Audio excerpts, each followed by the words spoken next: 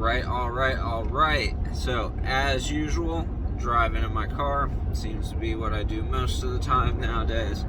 But, here to discuss Elden Ring expansion, Shadow of the Erd Tree.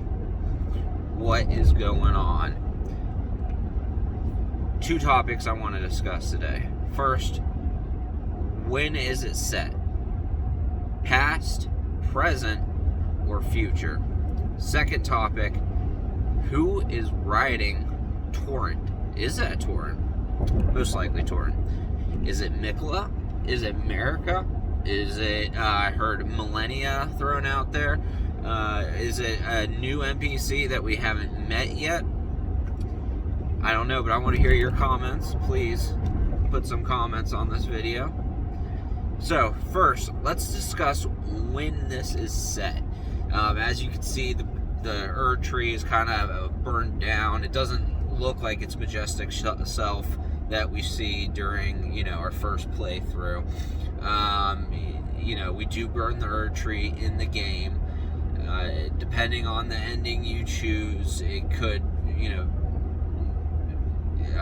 end up various different ways. Obviously, if you do the Frenzied Flame ending, it's just, everything is just torn to hell.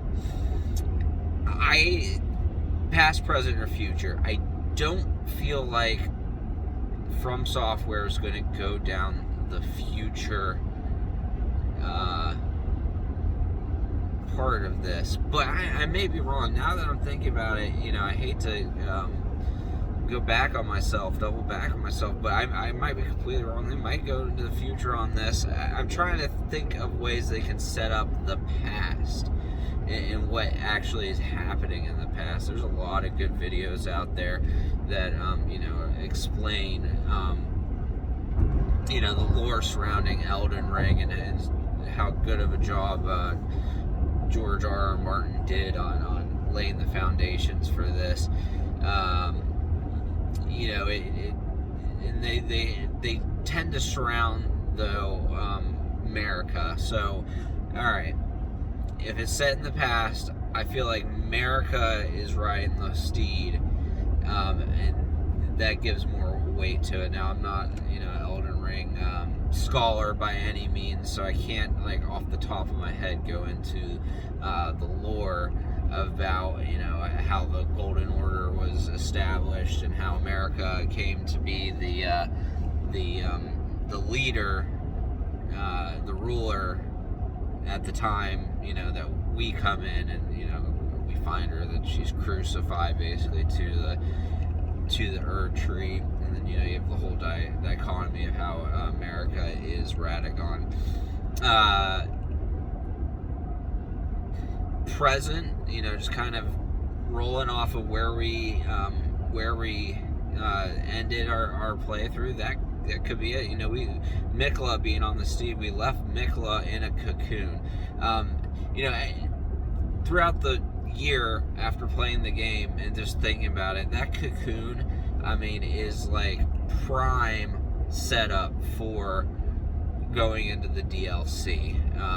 So as much as I struggle with how From Software has set up this DLC that they're making, did they plan on doing DLC to begin with? It took them a whole year to announce the DLC.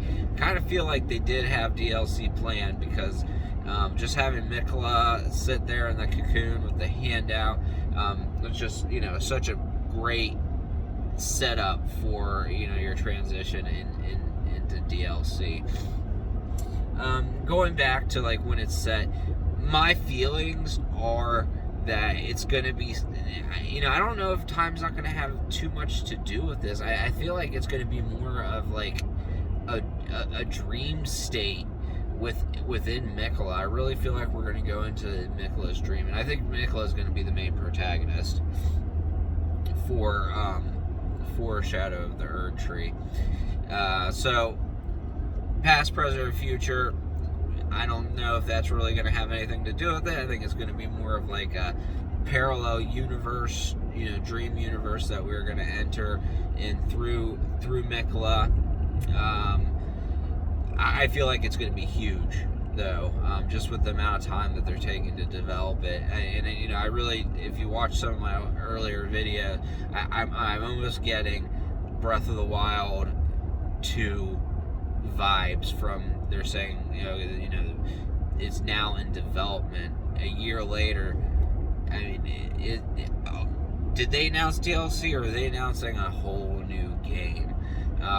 Again, I wish they would be a little bit more clear with their communications.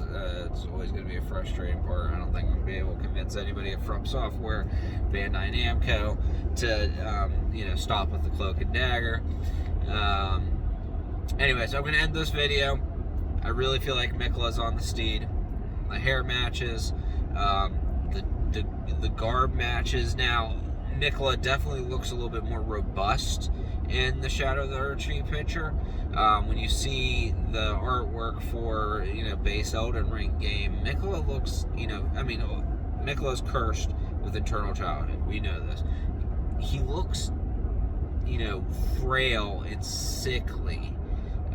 Very tiny body, and if you look at the picture that I'm talking about with Mog holding him, very tiny body, hair just kind of draping over his face. You can't see his face, and almost like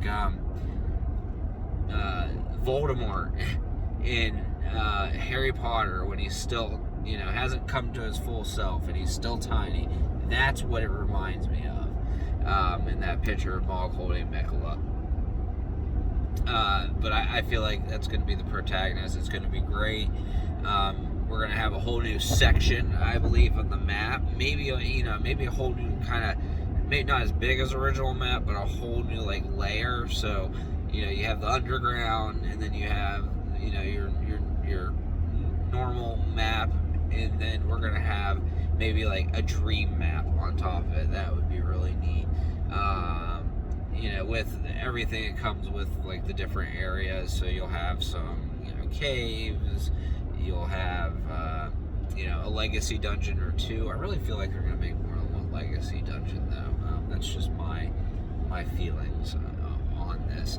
And then you're going to have a couple great bosses. From Software has set a precedent for bosses in their DLC.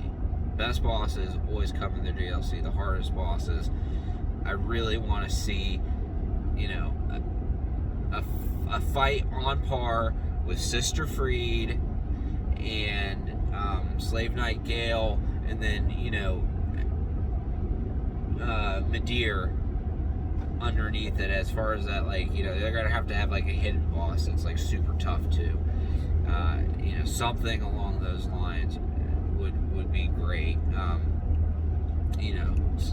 Several different phases to the boss fight, and I want a challenge.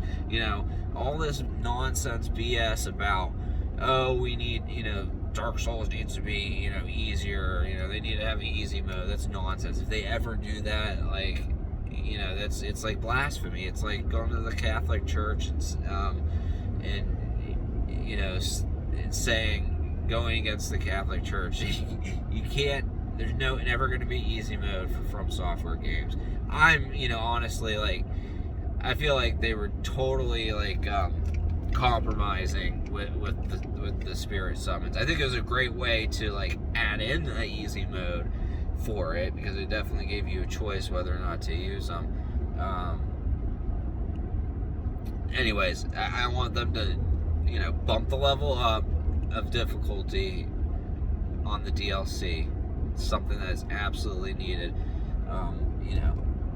Fair, fun fights that you have to learn. Get good for sure. You don't want to get good, you got no business playing these games, or you just don't understand them.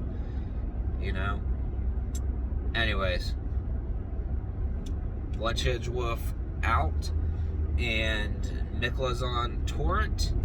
Not sure how he got torrent, and it's gonna be set in some kind of nightmare dreamscape that's within Mikla's mind, and Mikla's gonna be the main protagonist, and I'm looking forward to that fight.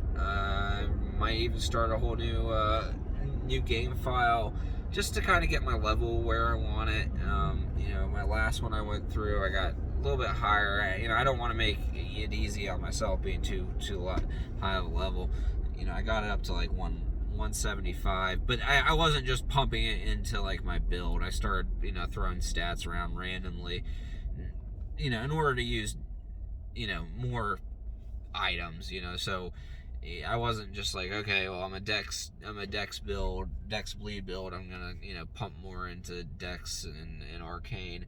You know, I started putting it into faith, that way I could use some, you know, faith weapons, just to, you know, give myself more options, but not to make it easier, the game any easier.